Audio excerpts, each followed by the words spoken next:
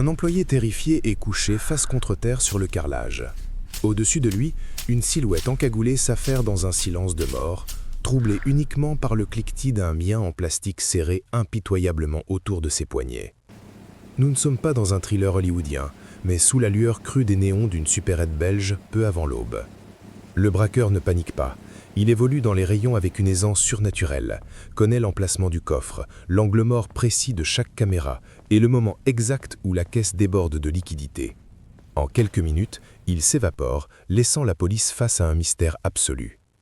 Ce prédateur nocturne a orchestré une série de crimes frôlant la perfection, mais une double question fascinante va nous tenir en haleine. Qui se cache derrière cette cagoule et comment ce génie du crime autoproclamé a-t-il pu provoquer sa propre chute de la manière la plus stupide de l'histoire du banditisme belge? Janvier 2025. L'agglomération bruxelloise sombre peu à peu dans la psychose. La nuit, un prédateur silencieux commence sa chasse. Son mode opératoire est d'une précision à glacer le sang. Le braqueur frappe systématiquement aux heures les plus extrêmes, très tard le soir ou très tôt le matin, lorsque le personnel est isolé.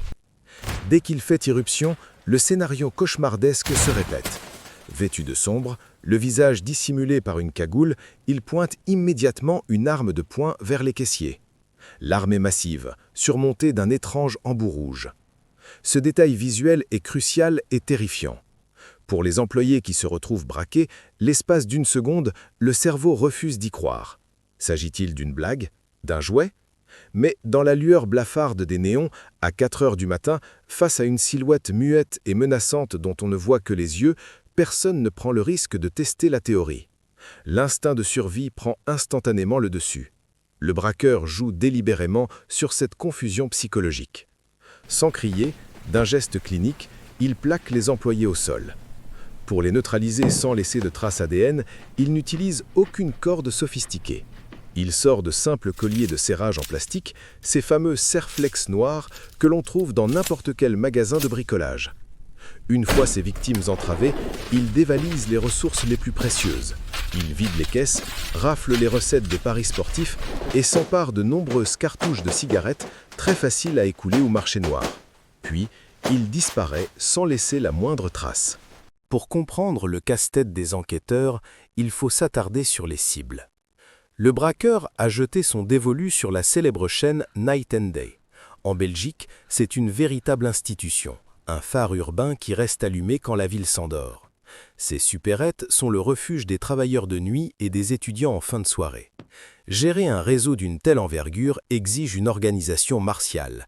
L'amplitude des horaires et les flux d'argent liquide en font des cibles évidentes.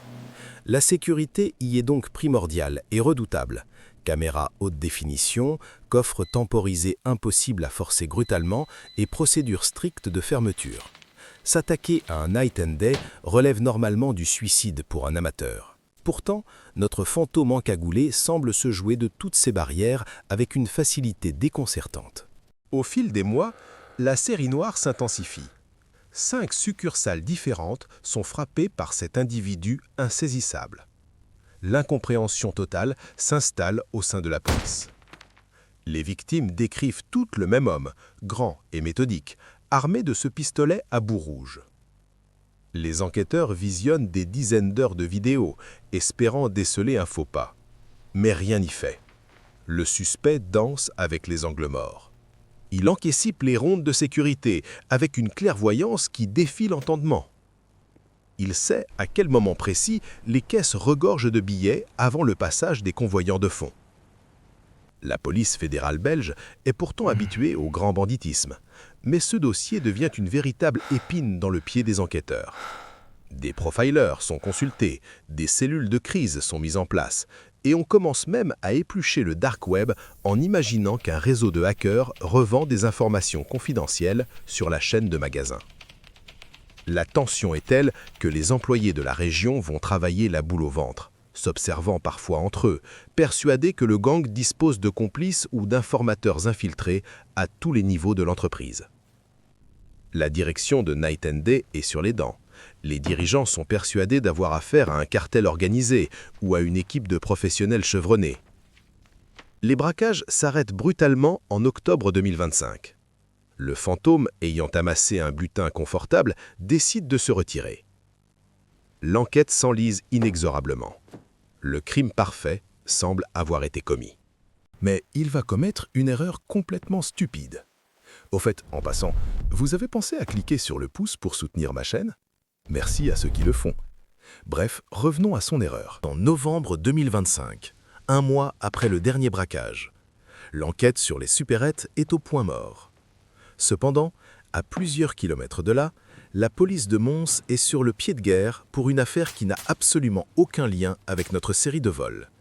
La brigade des stupéfiants enquête sur un banal trafic de drogue de quartier et obtient un mandat de perquisition. À l'aube, les policiers lourdement équipés défoncent la porte d'un appartement. Ils neutralisent l'occupant, le plaquent au sol et retournent le logement à la recherche de cocaïne, de cannabis et d'argent sale. L'homme menotté transpire à grosses gouttes, mais il se dit qu'il ne risque qu'une peine légère pour son petit trafic annexe. C'est alors que le destin s'en mêle. Un enquêteur fouille une étagère banale et tombe sur un objet complètement insolite dans un dossier de stupéfiants. Un pistolet factice noir doté d'un curieux embout rouge fluo. L'agent fronce les sourcils. En poursuivant la fouille, il découvre des paquets entiers de colliers de serrage en plastique noir, des serflex neufs. Le silence absolu envahit l'appartement. Les policiers se regardent. La connexion se fait en une fraction de seconde. Ils venaient arrêter un petit dealer pour une affaire mineure de stupéfiants et par le plus grand des hasards, ils viennent d'épingler l'ennemi public numéro 1 de la chaîne Night and Day. Mais le véritable choc intervient lorsqu'ils vérifient l'identité officielle de l'homme plaqué au sol. Qui est cet individu capable de déjouer les failles de sécurité les plus complexes? Un mercenaire surentraîné? Rien de tout cela. L'homme en garde à vue est un ancien gérant de l'entreprise. Pire encore, il s'agit de l'ancien manager respecté du magasin Night and Day de Jemap. Cet homme avait consacré des années à gravir les échelons avant d'être brutalement licencié par la direction quelques mois plus tôt. Déchu, humilié, privé de revenus et croulant sous les dettes à l'aube de l'année 2025, sa rancœur s'était transformée en un désir de vengeance implacable. Pendant des semaines entières, confiné dans son appartement de Mons, cet ancien manager avait ressassé sa chute. Il avait observé ses anciens collègues continuer à travailler, vu les camions blindés continuer de ramasser les recettes de l'enseigne qui l'avait mise à la porte. Chaque facture impayée nourrissait sa colère. Il ne voulait pas simplement voler de l'argent, il voulait que la direction ressente le même sentiment d'impuissance et d'insécurité que lui. Il voulait prouver qu'il était indispensable, qu'il était le maître du jeu. Voilà pourquoi il connaissait l'angle mort des caméras. Voilà pourquoi il maîtrisait les horaires des convoyeurs et les moments de vulnérabilité de ses anciens collègues. Son cynisme était tel qu'il avait même braqué sa propre ancienne succursale à Jemap, menaçant derrière sa cagoule des employés qu'il avait lui-même formés. Écrasé par le poids des preuves retrouvées au milieu de sa drogue, l'ancien manager s'effondre et passe aux aveux. Le génie du crime autoproclamé s'est trahi par une arrogance stupide, incapable de jeter à la poubelle un pistolet en plastique et des câbles de bricolage. Son procès, prévu pour le mois d'avril 2026, s'annonce comme l'un des plus insolites de l'année. Voilà comment un manager frustré a transformé son plan de vengeance en un naufrage tragicomique, prouvant que l'on peut calculer tous les angles morts d'une caméra, mais que l'on ne peut jamais anticiper les retournements cruels du karma. Si un braqueur vous menace avec un pistolet à bout rouge, vous lui donnez la caisse directe ou vous lui demandez si c'est pour une vidéo YouTube? Dites-le moi en commentaire. Pensez à vous abonner et à bientôt!